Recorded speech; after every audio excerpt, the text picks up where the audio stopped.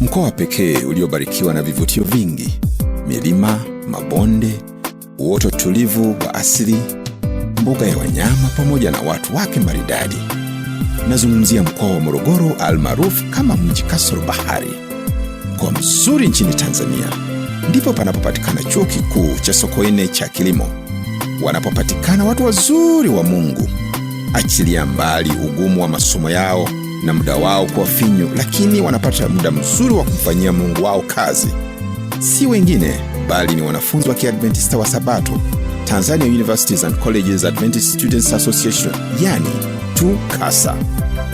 Wanayo furaha ya kukuletea kazi yao nzuri iliyokwenda kwa jina la Mwanga Unaangaza, wakishirikiana na Glorious Singers, Daniel Wangombe, walimu wa kwaya, Almost Home, Zakaria Mhemedzi na wengine wengi.